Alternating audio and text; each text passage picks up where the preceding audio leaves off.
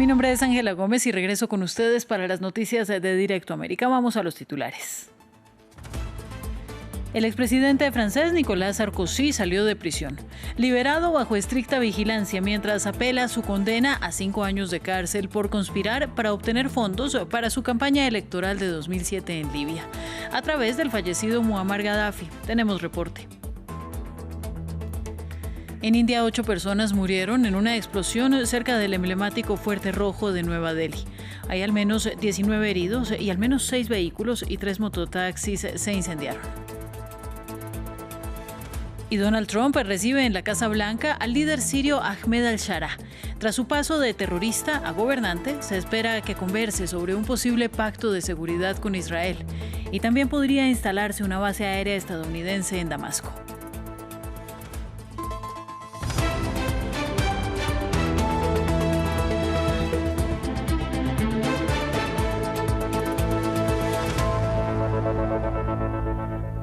Nicolas Sarkozy fue liberado de la prisión de la Santé 20 días después de su encarcelamiento, tras el fallo del Tribunal de Apelación de París a favor de su libertad bajo fianza, mientras se tramita su apelación en caso de financiación de Libia a su campaña presidencial del 2007. El expresidente no puede salir del territorio francés ni contactar funcionarios del Ministerio de Justicia, incluido el jefe de esa cartera, Gérald Darmanin. La ampliación con nuestra periodista Erika Olavarría. Un saludo, Erika, para ti. ¿Cómo se explican estas restricciones para salir del territorio y hablar con funcionarios? Sí, buenas tardes, Ángela. Primero, la de salir del territorio, pues justamente se considera que él, si sale de Francia, podría entrar en contacto con sus co-detenidos en esta causa y quizás entrar con ellos en concertación o sufrir presiones de su parte. Y la de entrar en contacto con los funcionarios del Ministerio de Justicia, entre ellos el propio ministro, primero por lo polémico que fue la visita de Gérald Darmanin a la prisión para visitar en octubre al expresidente Sarkozy, un momento muy complicado. Recordemos, incluso el fiscal general dijo que esto iba contra la separación de poderes en Francia y podía afectar la necesaria serenidad que requiere la justicia. Y también un grupo de abogados denunció al ministro de Justicia, pues consideraban que había conflicto de interés. Pero además recordemos que Nicolas Sarkozy ha sido ya condenado en otra causa conocida como las escuchas por intentar sobornar a un miembro del Poder Judicial a cambio de información sobre otro caso en el que él estaba encausado y a cambio ayudarlo a conseguir un alto puesto en Montecarlo. Pues entonces, para evitar todo eso, se le ha dado esta libertad, pero con estas condiciones. Nicolas Sarkozy salió rápidamente de la cárcel y llegó aquí a su casa, que se encuentra a mis espaldas en ese pasaje, a diferencia de lo que ocurrió cuando él entró en prisión, que recordemos salió caminando de la mano de sus hijos y junto a su esposa. Esta vez él entró rápidamente y hasta ahora no ha habido declaración. Se dijo que quizás su esposa iba a hablar, pero por el momento nadie sabe nada de Nicolas Sarkozy, que regresó rápidamente con su entorno familiar. Ahora, hablemos, Erika, entonces de las reacciones a esta liberación que se ha producido hoy. Bueno, hablemos de su hijo primero. Recordemos que él tiene 3 hijos, 2 hijos mayores de un primer matrimonio. Uno de ellos publicó en Instagram una foto cuando él era pequeño junto a su padre. Viva la libertad, decía este texto. El primero en reaccionar también de su casa política, el Partido de los Republicanos, Laurent Wauquiez, el presidente del grupo de los republicanos en la Asamblea Nacional, dijo que estaba satisfecho. Recordemos que fue de los primeros, además, que le dio su respaldo cuando él entró en prisión y cuando fue condenado también. También reaccionó el exmiembro de ese partido, el actual alcalde de Niza, Estrosi, también con mucha satisfacción al respecto.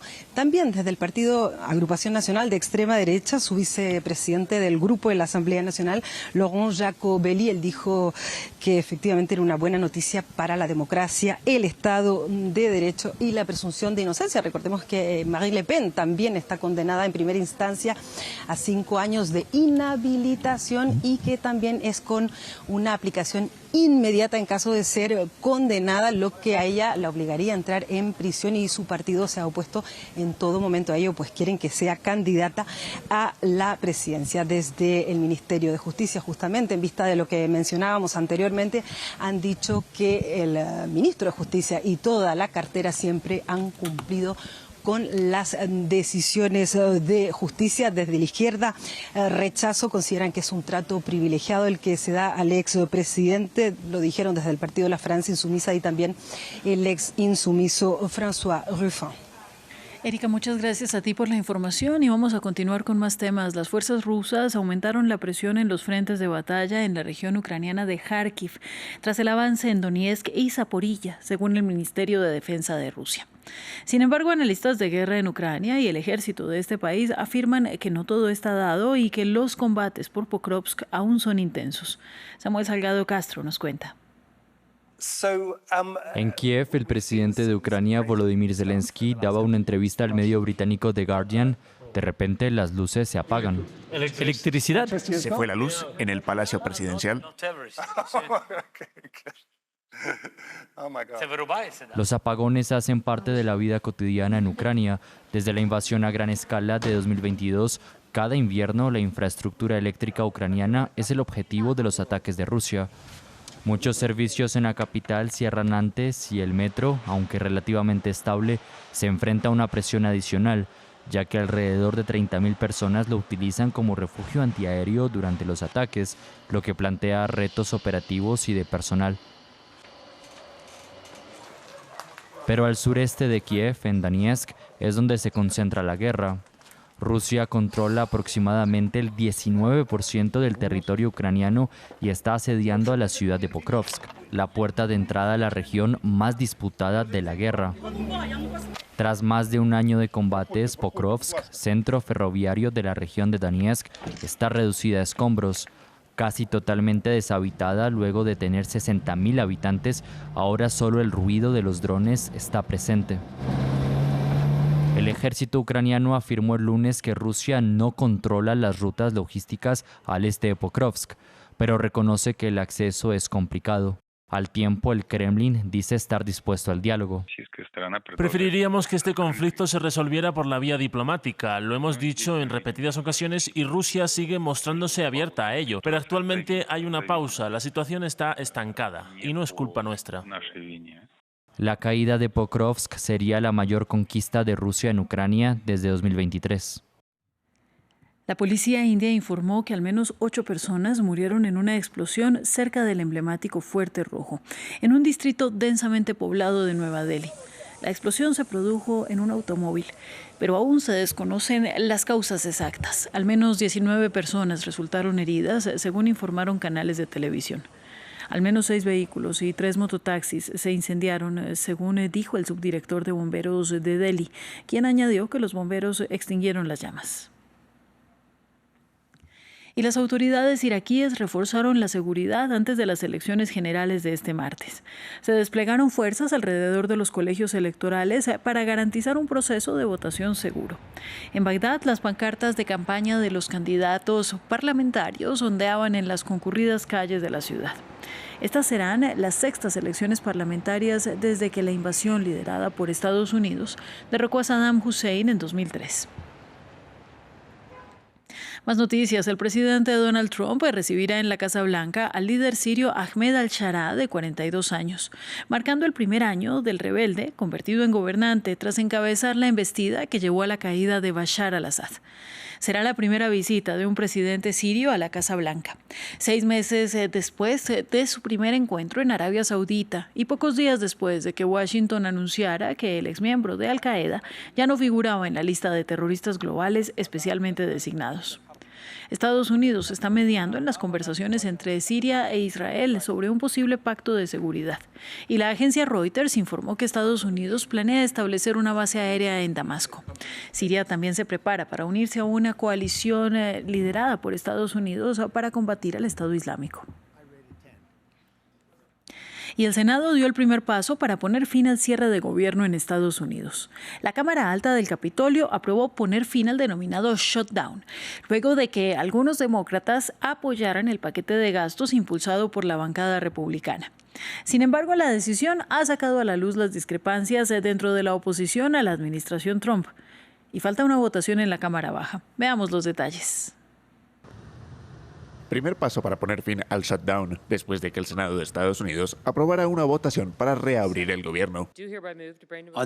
En esta votación, los votos a favor son 60 y los votos en contra son 40. 3/5 partes del Senado, debidamente elegidas, han jurado haber votado a favor. La moción, tras su reconsideración, queda aprobada.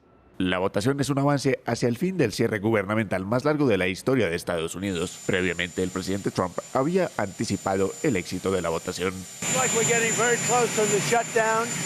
Parece que estamos muy cerca del fin del cierre. Nunca aceptaremos dar dinero sustancial ni ningún tipo de dinero a los presos, a los ilegales que entran en nuestro país. Creo que los demócratas lo entienden y parece que estamos cerca del fin del cierre. Lo sabrán muy pronto. El resultado ha puesto de manifiesto las divisiones dentro del Partido Demócrata, luego de que parte del ala moderada votara a favor del proyecto de ley que no da ninguna garantía de prórroga de los subsidios sanitarios, lo que llevó a algunos demócratas a culpar a la dirección del partido. El senador Schumer ya no es eficaz y debería ser reemplazado. Si no puede liderar la lucha para frenar el aumento desorbitado de las primas de los seguros médicos para los estadounidenses, ¿por qué luchará? Ahora, la Cámara debe votar el proyecto de ley y enviarlo al presidente Trump para que lo firme. El secretario de Defensa de Estados Unidos, Pete Hegseth, confirmó 2 nuevos bombardeos contra barcos supuestamente ligados al narcotráfico en el Pacífico. El anuncio lo hizo el funcionario a través de X, donde confirmó que 6 personas murieron, lo que eleva a 76 el número total de víctimas mortales de la controvertida campaña antinarcóticos de Donald Trump. Ayer, por orden del presidente Trump, se llevaron a cabo 2 ataques cinéticos letales contra 2 buques operados por organizaciones terroristas designadas. Según nuestros servicios de inteligencia, se sabía que estos buques estaban relacionados con el contrabando ilícito de estupefacientes. Transportaban estupefacientes y transitaban por una ruta de tránsito conocida de narcotráfico en el Pacífico Oriental. Y en Reino Unido, los 2 directivos de la cadena de noticias BBC que renunciaron este fin de semana se refirieron a las acusaciones de sesgo informativo por la publicación de un discurso de Donald Trump, asegurando que a pesar de que sí se cometieron errores, el medio de comunicación no tiene sesgos institucionales. Diego Bassani nos trae los detalles. Terremoto en la cúpula de la BBC, tras la renuncia del director general de la cadena pública de noticias británica, Tim Davie, y la directora del área de noticias, Deborah Turnes, ante las acusaciones de sesgos a la hora de informar. Este lunes, los antiguos directivos asumieron la responsabilidad de los fallos, aunque dejaron en claro que su medio de comunicación no está parcializado. Dimití el fin de semana porque la responsabilidad recae sobre mí, pero me gustaría dejar una cosa muy clara. BBC News no tiene sesgos institucionales y por eso es el proveedor de noticias más fiable del mundo. Las dimisiones tuvieron lugar luego de la filtración de un informe interno que señale que hubo ediciones sesgadas de un discurso de Donald Trump en la previa del intento de toma del Capitolio por parte de seguidores del mandatario republicano en 2021. Además, el texto indica que BBC Arabic tuvo un sesgo en contra de Israel durante el cubrimiento de la guerra en Gaza. Para algunos analistas, las renuncias podrían tener que ver con la visión de las altas directivas del medio de comunicación. Por un lado, una interpretación de la controversia actual es decir que este es un caso muy claro en el que figuras de la derecha están en la junta directiva, intentaron enderezar el liderazgo de la BBC. Y no creo que eso sea completamente falso, pero también creo que las personas que están en el lado de la dirección de la disputa, por así decirlo, no han sido realmente capaces de establecer una visión clara de lo que es la BBC, de lo que debería ser. Tanto la embajada de Israel en Reino Unido como el presidente de Estados Unidos, Donald Trump, saludaron las renuncias de los directivos del grupo de medios público británico. Hasta aquí las noticias. Siga también en France24.com.